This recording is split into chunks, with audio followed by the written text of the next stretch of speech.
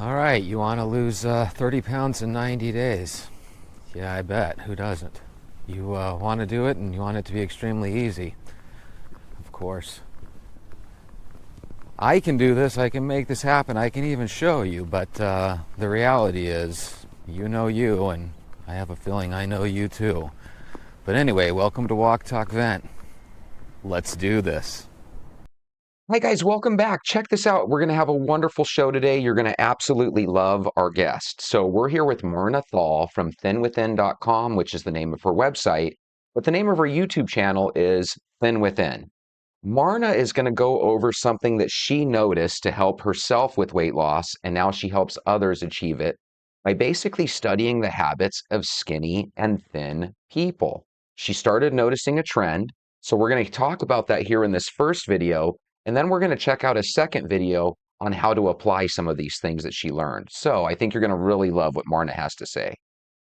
So I don't know if you're like me or not. One of the things that I found was that I was terrible at dieting. I tried diet after diet. One of the things that I kept finding and running into is that diets told me what I should eat and what I shouldn't eat. And when I was focused on the shouldn't, I became crazy. And I may be good at going for a week or so in that shouldn't realm of not eating certain foods. But then what happened to me is that I started to really feel so deprived in my eating, in my food, in my body, and then I would binge afterwards.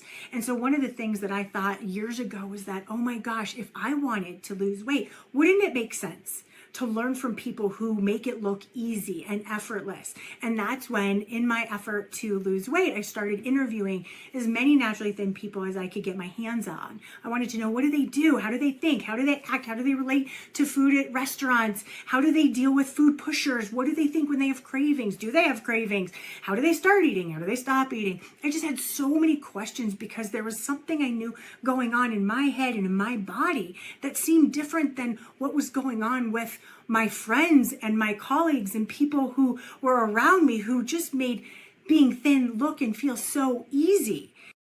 So imagine at work, somebody comes in and it's Becky's birthday party. So Dale starts chopping up the cake. Everybody, including the skinny people in the office, eat the same size cake that you do. They eat the same, drink the same Dr. Pepper and Coke that you do, right? The difference is you're 40 pounds overweight and they're perfectly built, right? Like nothing affects their weight. The reality is you're seeing them at that one time where they're eating like you, but you're not seeing the times when you should be eating like they are. For example, you go to Olive Garden with your buddy. You're 40 pounds overweight. You want to eat an appetizer, then you want to have your entree. You want to have a third and fourth breadstick with your salad, right? And then you want to get dessert. Your buddy, on the other hand, instead of a beer or an alcoholic beverage or even a soda, has decided to go with unsweetened tea or water. They have the salad just like you, but they only have one breadstick instead of three. They have no interest in the appetizer beforehand. They do enjoy their meal just like you, but no, they don't need the piece of cheesecake afterwards.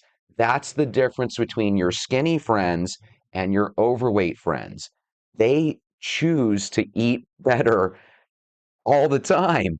You just don't necessarily see it all the time. So, with that being said, let's see what else she has to.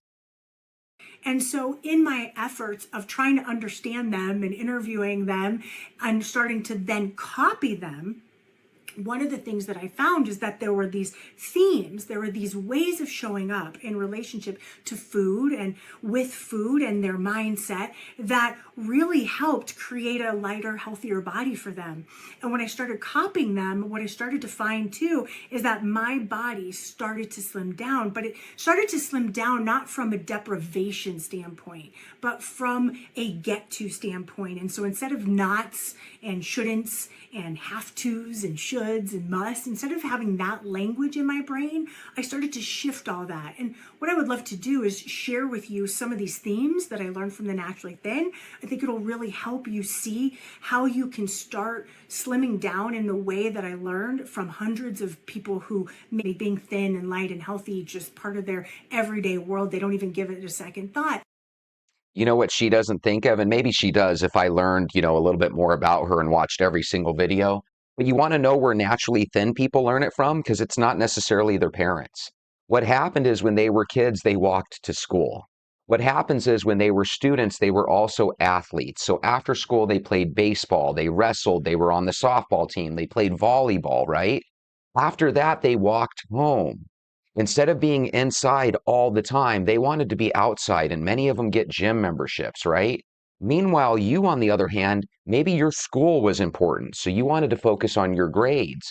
One of the things that helped you with your grades was sitting there at the table and doing your homework. Maybe one of the things that kept you at that table was a bowl of chips or a cookie or two or a glass of chocolate milk. There's a difference in the way you grew up than others that might have led you to slowly but surely become who you are. Yes, I understand I talk too much. If I can help you start to see these themes and practice these themes, what you'll begin to do is start to see how far off you are from listening to your body, honoring your body, seeing where the naturally thin are and live and exist in relationship to food and their mind and their body, and where you are. And when you can start seeing that gap, then you have the awareness to then start bringing in your actions and habits and patterns and mental, fatter chatter can stop and things can start changing as you start to shift your awareness. So I'd love to bring in a little bit of more awareness of who are those people that make weight and their bodies and staying thin look so easy and effortless. Okay, so once again, just to summarize, Marna here noticed that by watching her skinny friends, they ate and did certain things that helped them stay naturally thin. She probably also had some overweight friends that did opposite things, right? So now we're going to see, now she has this knowledge. Please, Marna, share with us how we can implement this. So check this out. So, are you in a slump? Do you feel like, oh my gosh, I want this weight to come off, but I also don't have a whole lot of motivation. I still want to eat the foods I love. Well, if you're feeling that way, I totally get it. I'm Marna Thall. I'm the owner of thinwithin.com, and one of the things that I'm so sensitive about is the effect of diets on our brain, the effect of saying no and then going and running and wanting to have the food. And so today I want to talk to you a little bit about a technique that you can use that's been shown to make incredible difference. So the Japanese found in their businesses, they used a strategy called Kaizen. Kaizen means constant improvement. It's the perpetual improvement. And they used it in their business, and what they found was that their businesses skyrocketed. It was one of the things that has been so successful in growing the Japanese economy and infrastructure. So what is Kaizen, and what does this mean for you in weight loss? So Kaizen is a technique of taking small, little successful steps.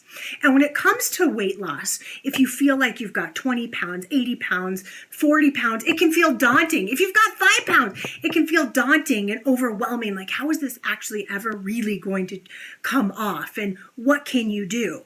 So one of the things I love to implement with my clients is a Kaizen technique. What's 1%, just 1% difference that you could make in a positive way to move your body, your weight, your movement forward? So I once had a client who really wanted to move her body, but she was just like, I just can't get myself to do it.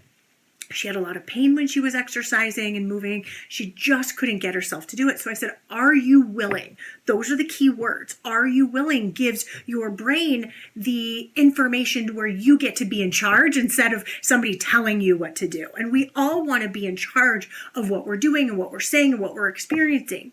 And so I asked her, are you willing to just go to the front porch, to like where your mailbox is, and then come back? And she said, yeah, I'm totally willing to do that. And so after she did that, then I said, okay, next step. Are you willing to go past your mailbox 10 steps? And she said, yes, I'm absolutely willing to do that. So she went to her mailbox, went 10 steps, and then came back. And then the next time I said, okay, are you willing to go to your mailbox 10 steps and 15 more? And she said yes. And as you could see, little by little by little, then she started going around the block. Then she started walking faster. Then it became many blocks and many miles. And even It was a 10-minute walk. It was urging you to leave your house a half hour early so that you could walk before you went to work. It was urging you to then expand off that and start taking a 15-minute walk at lunch. It was urging you to do a diet audit, finding out how many sodas that you're drinking during the day, and slowly but surely cutting from 3 or 4 sodas to 2 or 3 sodas to 1 or 2 sodas to maybe 1 soda or even none. It was slowly but surely going from 0 glasses of water to 1 at every meal, followed by 1 at every snack, right? It's slowly but surely walking 30 minutes to an hour every single day. It's slowly but surely cutting out sugar. You guys are doing Kaizen in every single way, shape, or form. So if you're wondering, does this work? Is it going to work? Guys, you're not going to quit because I'm not going to let you. We're going to stay a team. We're going to walk this weight off like crazy. You're going to have some explosive results because you've already done the baby steps. And Lily, if you're watching, think, what about Bob? It's all about the baby steps, right? That's what we're going to do for success. If you're brand new and you're listening to us for the first time, watch some of our other videos. A lot of people are starting to lose weight, and we want you to join us. Even a jog, and her body transformed with movement. And so you can see the power of Kaizen. When you start small, and the reason why it works is this. When you start small and you are successful, you reinforce in your brain success. And then your brain wants more. And then you go, okay, I'm successful. In the area, oftentimes, of weight loss, we're not successful. We don't feel successful. We don't feel proud of ourselves. Or maybe we say we're going to do something and then we don't follow through, which is why it's so important to take small steps and see yourself following through, so your brain actually gets the information that you have been successful, that you can do this in a successful way, that your word actually means something. And I know there's so many areas where your word means something, but often in the area of weight and body, emotional eating, it doesn't. So with Kaizen, you take one step.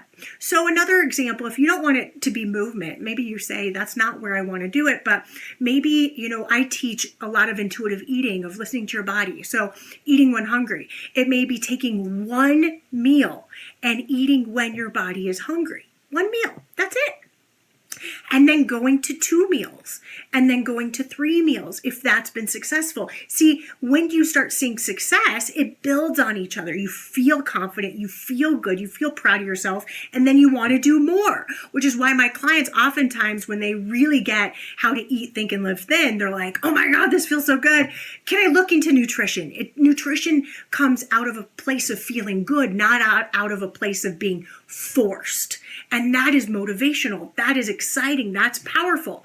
So I hope this helps. I hope you start to think about what's one thing you can do, like, to move your health and your body forward 1%. Sometimes you want to know that you're not the only kook out there, right? I'm not a doctor. I'm not a physical trainer, but there's one thing that I know how to do. I know how to walk, and I know how to learn, and I know how to baby step my way into bigger and better things, and I'm taking you guys with me. If you've been with me since day one, you don't need to wonder anymore. You're gonna have success, okay? You don't have to do anything crazy. I've been trying to show you people that just were willing to put in the hard work. You've been taking the baby steps with me, and I'm so thankful that you have. So baby step your way to your room, grab your shoes, let's go for a walk.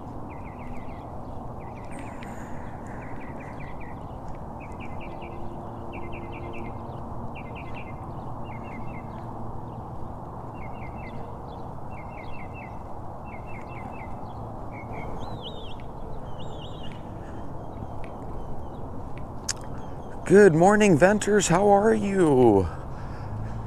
Guys, I wanted to talk about something that I've noticed on YouTube lately that kind of pertains to real life, and I was just wondering how it was kind of working out at, where you live. Because sometimes, if our friends have nothing major that changes in their lives, sometimes it's real easy. Sometimes it's real easy to kind of go about your day and your life thinking that, nothing changes from day to day, because in your life it might not. But I've been noticing on videos that there's a lot of videos that are dealing with people just recently getting laid off, like within the last 3, 4, 5 weeks. And in conjunction with that, there's a lot of other videos where they talk about fake job postings, and that sometimes people, pretend like they're interviewing you and there's really no chance of you getting a job. It's just something they do as companies to get as many resumes on file. And then what they do is they find out how many people are willing to work at a position that, let's say, you're already working in, but let's say you get paid, 65, 70,000, and they find all these applicants that are willing to, basically do the same job that you're doing, for, let's say, $10, $15, $20,000 less per year. And then a lot of times they're able to do layoffs, have a big enough talent pool of people that are looking to work where they can replace you and save a ton of money in the process. And it just seems like a real bummer. The only thing scary than dealing with a world where everything is super expensive is having to deal with a world where it's hard for you to find a job, and then the same job that you used to get paid X amount of dollars for, all of a sudden you're in a situation where if you do take another job, you're going back to wages that maybe you were earning 5, 10, 15 years ago, and you're basically having to start over.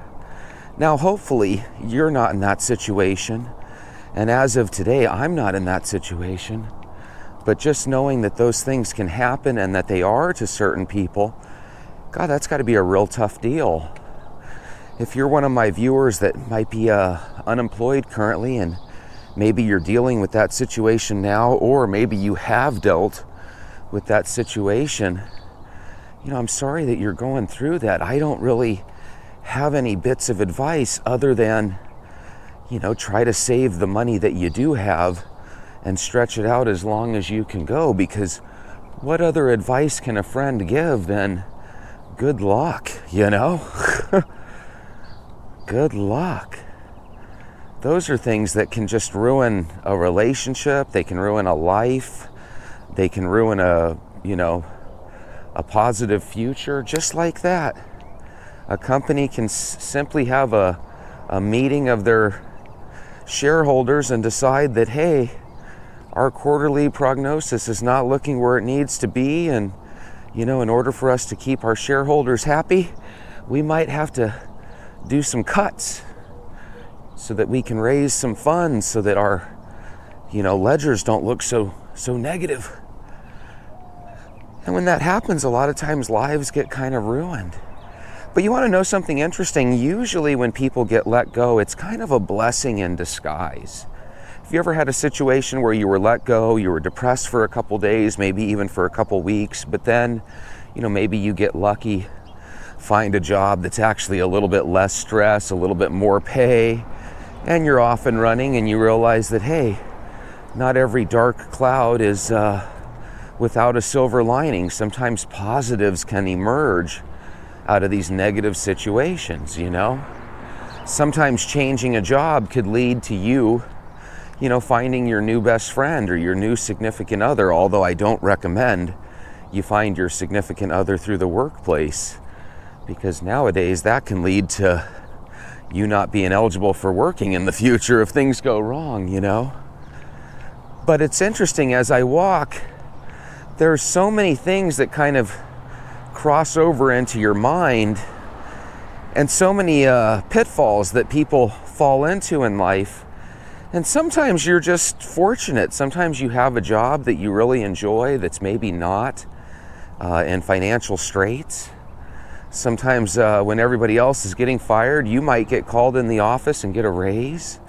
There are positives that happen. There are some of us that have been with the same company for 10, 15, 20 years.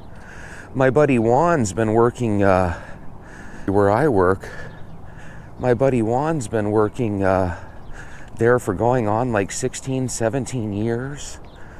My boss, Kathleen, she's been working there for 30. So there are years or there are places, where you can legitimately work your whole career. I think sometimes when people have been working for a company for 15 or 20 years, they actually start to want to, wonder what it's like to work at other places. But God, when you've got that many years under your belt, it's almost a shame to start over at another job, And there's a lot of risks. You might find a job that pays more, but if they're a startup company and all of a sudden they're out of business or selling their business, you could find yourself laid off real quickly. Could you imagine that? Going from an employee with 20 years of seniority in your company, and then all of a sudden you make a jump thinking, hey, I'm going to get paid more over here, and then over here disappears and now you're out. Even if you go back to your old company, they probably reserve the right to hire you on as a new employee again. So you lose all that seniority and time that you invested. So sometimes there's tough, challenging deals. I always think about that when I'm walking and when I see other people walking, because sometimes you'll see somebody walk and they don't really even look like they need to walk. They're so healthy looking, right? But then there's that age-old thought, are walkers healthy looking because they walk? What would happen if you took the average walker off the street and didn't let them walk anymore? Would they slowly but surely start to gain the extra 10 or 15 pounds that the rest of us have? Probably. Probably.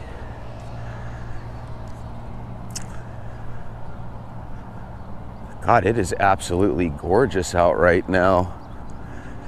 It's that time of the year where if you get out just 10 or 15 minutes early, you get another couple of minutes of really beautiful temperatures, because it's going to start getting warm outside, I'll tell you that much. These days just keep clicking by. Totally keep clicking by.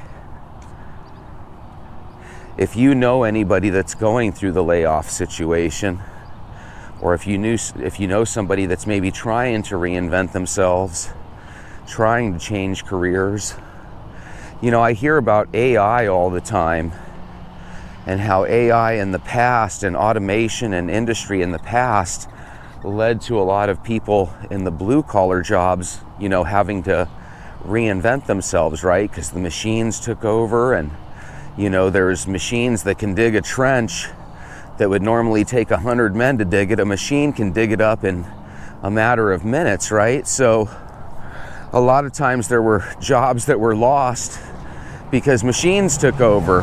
Well, the thought with AI is that it's not necessarily going to take over those same blue collar jobs that industry did.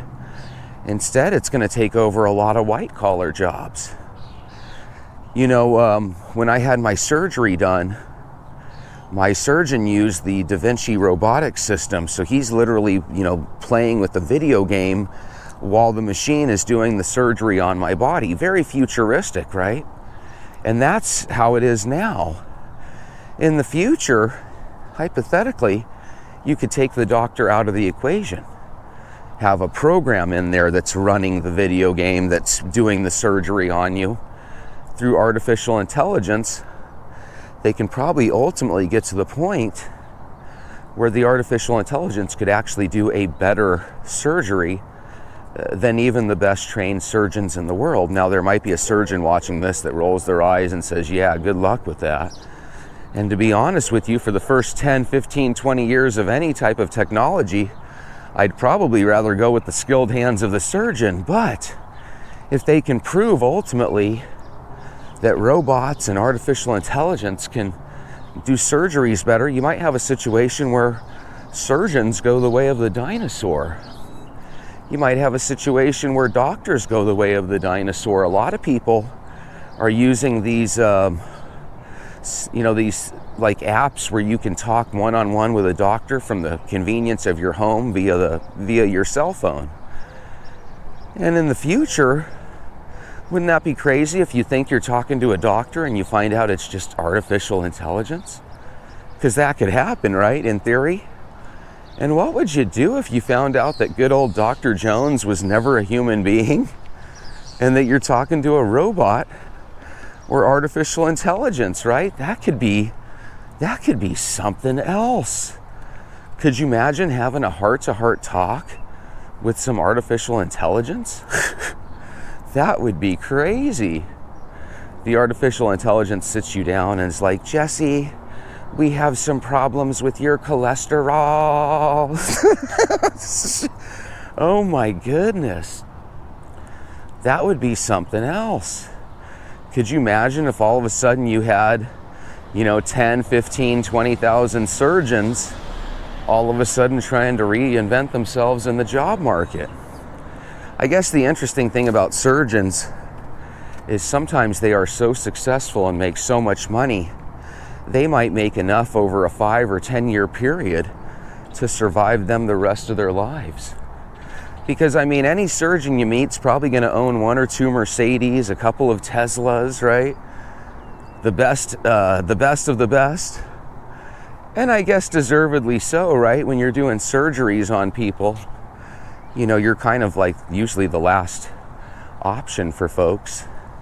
So it makes sense that you would get paid handsomely, but God, could you imagine if all of a sudden you saw your surgeon on YouTube pleading for some place to give him a job? That would be really surreal and crazy.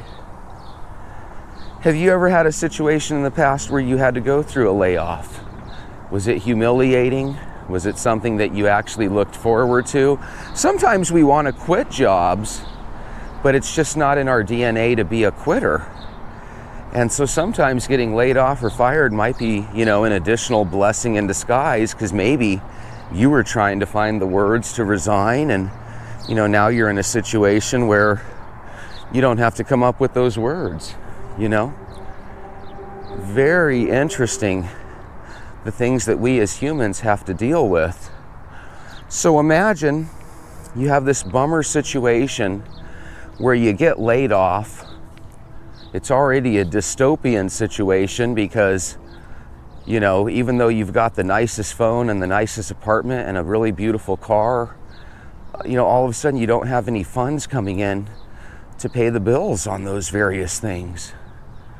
And you go on to Indeed, you go on to Monster, you go on to Selected and all these different platforms, and you put your resume out there and you say, hey, I'm available, I want to go to work. And then imagine having 15, 20 interviews lined up, and half the jobs never have any intention of actually hiring you. They just want to basically keep your resume on file. That could be really, really scary. Some of us, a lot of us actually, even though I talk about a lot of us having no money for a rainy day fund, a lot of us do have a month, maybe 2 months worth of reserve monies.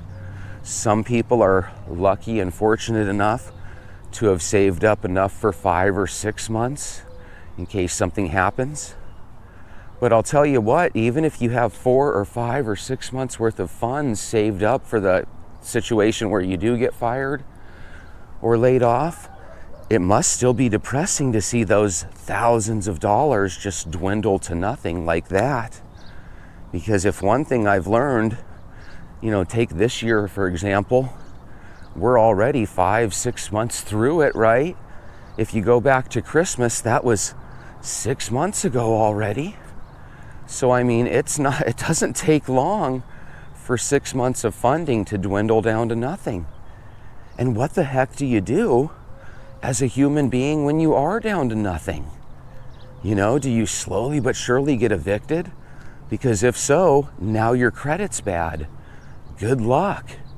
Do you slowly but surely just pile everything on the credit cards? Because that's what people do every day, right? God, that's not fun. And is there a such thing as a 2 or 3% interest rate on a credit card anymore? I remember back in the day, people would brag, hey, I've got an 800 credit score and I have a Visa card that only charges me 4% interest. Well, that 4% was about 14, 15 percentage points ago? It seems to me like the average credit card nowadays probably gets closer to 20% interest. And every time I open up a Capital One card, it seems like they're always trying to get me to sign up for something that's 30% interest. God, if your credit card has a 30% APR, interest rate, right? 30% for the year. God, you can't even afford to use it. That's just a scary deal. So again, if you're going through a tough time like that, if one of your friends or family members is, I really feel for you, because, you know, that could be any one of us. I think that's why it's so important that young people know from a very early age, if you ever do luck out, if you ever are one of these 20-somethings that just landed their great job that they love, that pays well, you got to get used to saving 10, 15, 20% of your income. You just owe it to yourself to always have some sort of money in the reserves, you know, so that you can move on and have success. Because, man, there's been some times in life where I've had a job and then I've quit a job, but I usually quit a job because I already have another job to jump over to, right? It's just like relationships. Your girlfriend's not going to break up with you until she has another guy waiting. And then before you know it, she leaves you and there is no coming back because she's already moved on, right?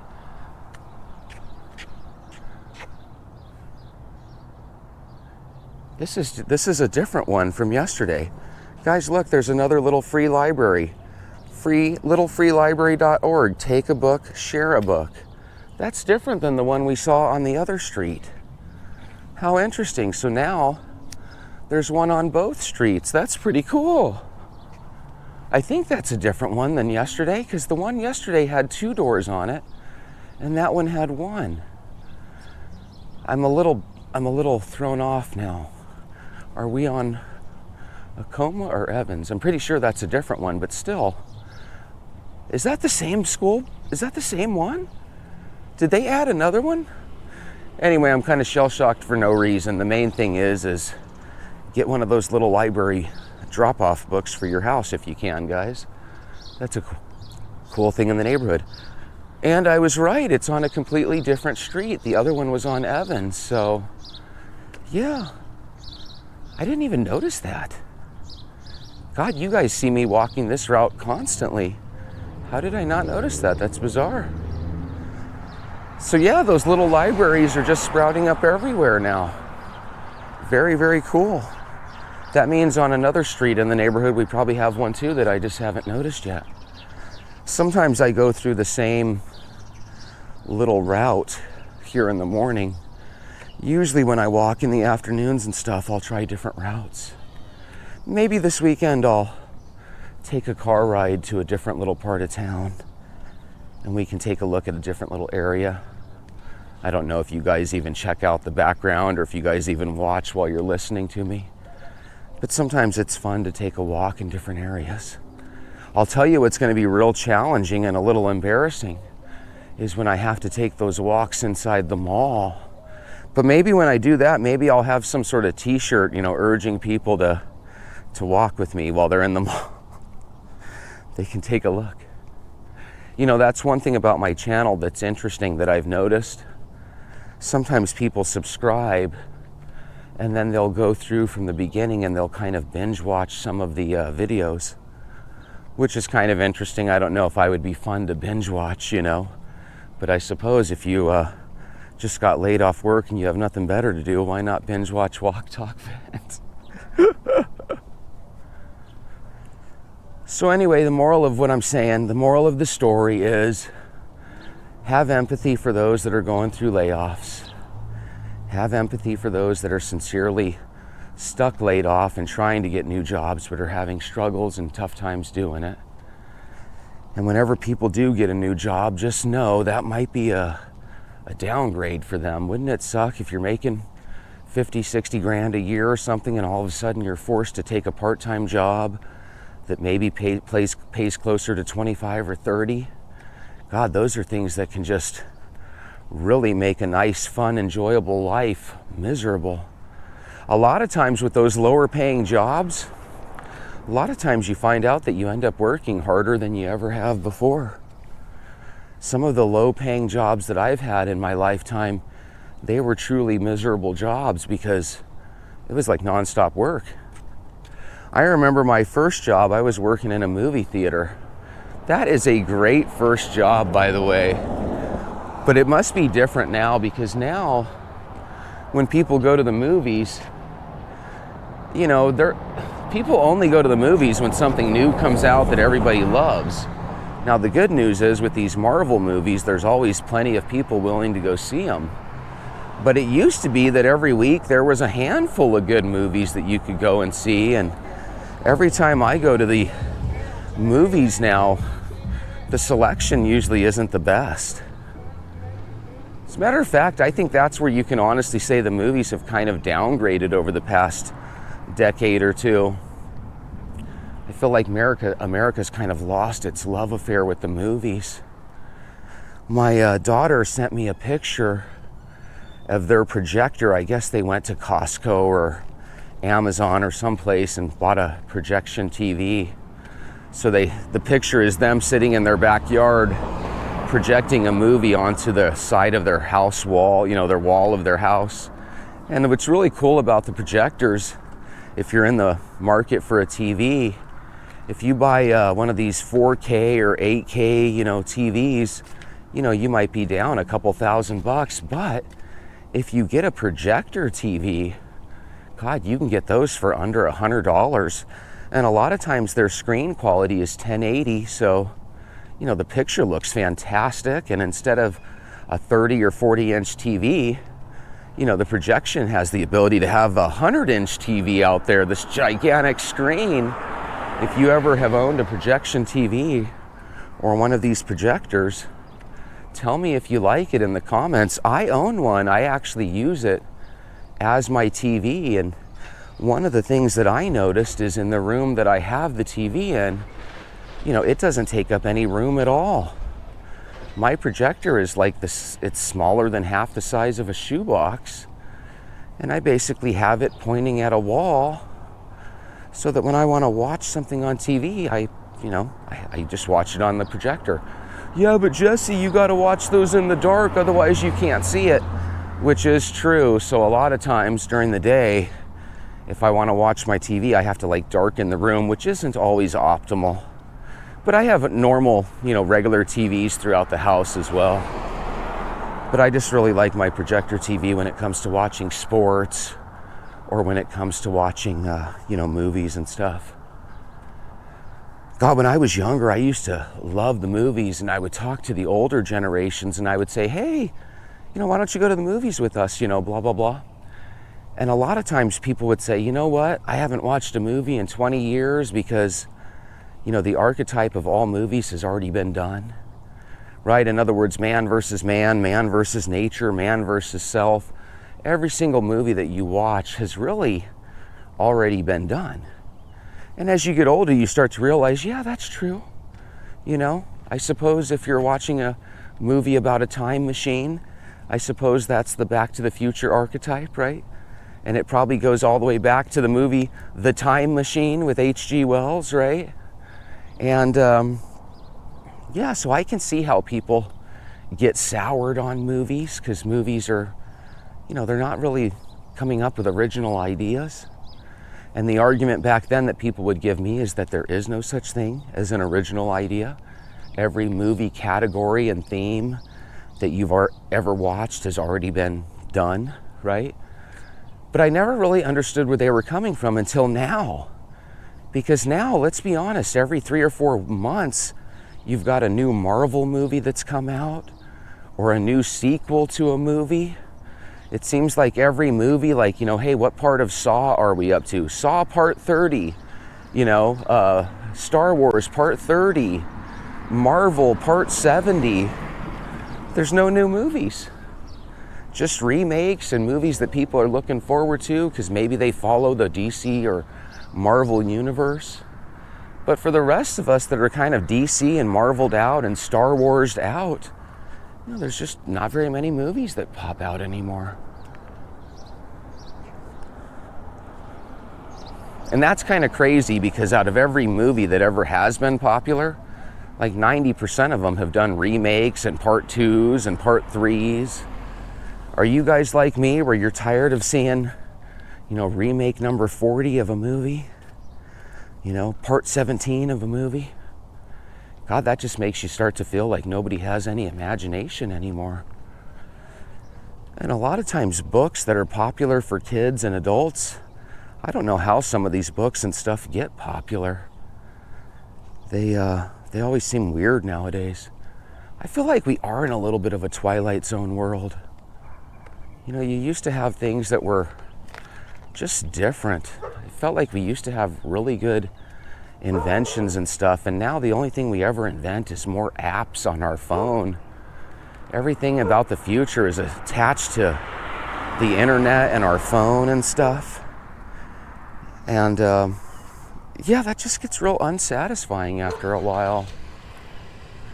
If you have your own thoughts on this, please share it in the comments, because, you know, one of the things that we used to do as a family is we used to go out to things like movies and stuff and out to eat.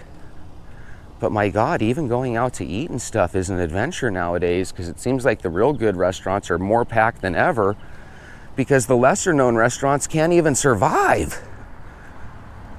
Real trippy world that we live in. And I don't know, are we on a decline here in America? Are we in the midst of a decline that over the next couple of months and years is going to lead us, you know, to a world that's real dystopian? Hey, your surgery, how did it go? Well, the artificial intelligence did it successfully. A success, yay! Where's your surgeon? He's living on the street corner. He's homeless. I have a set of keys in my pocket, and they're like digging into my leg.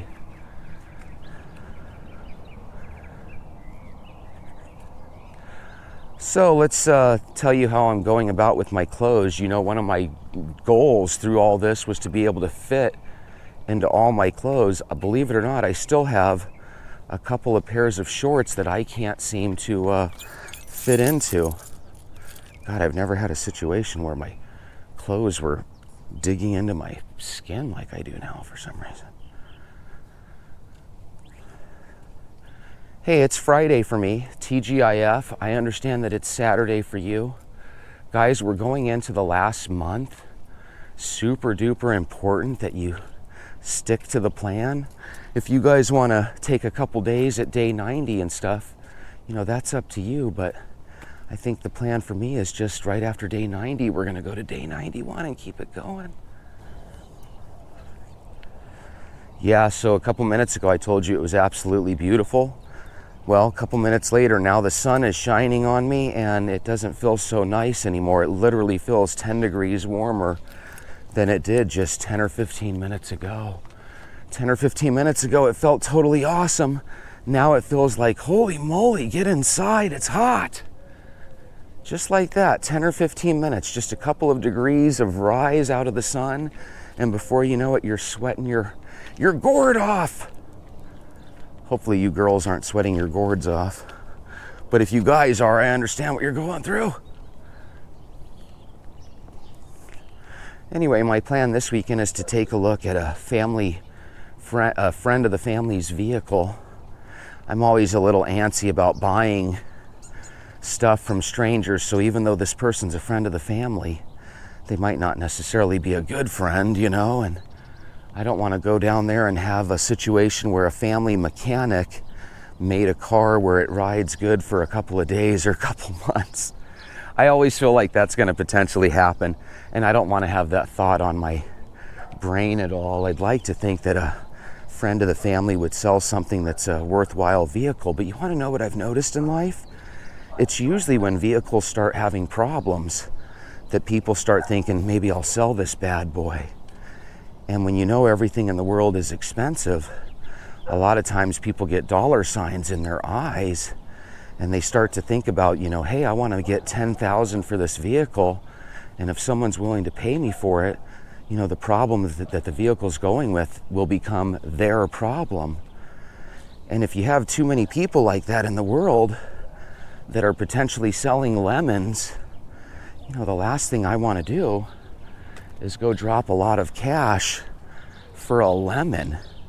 God, wouldn't that be devastating? Buy a $8,000, $9,000, $10,000 vehicle that, you know, let's be honest, you're hoping you can get a couple years out of. and then all of a sudden you find out that you bought an $8,000 piece of junk. I don't want that to happen. And I definitely don't want a situation, you know, some people say, hey, if you buy a $8,000, $9,000, $10,000 car, just know you're probably going to have to put another $2,000, $3,000 in it over the course of a year or two. You know, I don't want that situation. I won't feel good about that situation. That'll make me call the friends of the family and say, you're no longer a friend of this family. And I don't really want that situation. So when I go down to test drive this vehicle, and it's like a 10-year vehicle, you know, so again, I could picture people starting to have troubles with the car and saying, screw it, we're going to sell it. You know, oh, how does your car run? Oh, it's beautiful. I'm selling it because, you know, I'm thinking about getting a new car. In reality, they're selling it because it's just a nightmare, you know. I don't want to purchase someone else's nightmare by any means. So, wish me luck on that. I'm not going to buy it, though, until I have my mechanic take a look at it. So that's one advantage I have with a mechanic that I've been using for a decade, is hopefully this friend of the family will let me take the car to the mechanic. If not, I'm just not going to buy the vehicle, you know. But anyway, wish me luck. Wish your friends luck if they're dealing with unemployment. And have a beautiful, beautiful day. We'll talk to you tomorrow. Yay!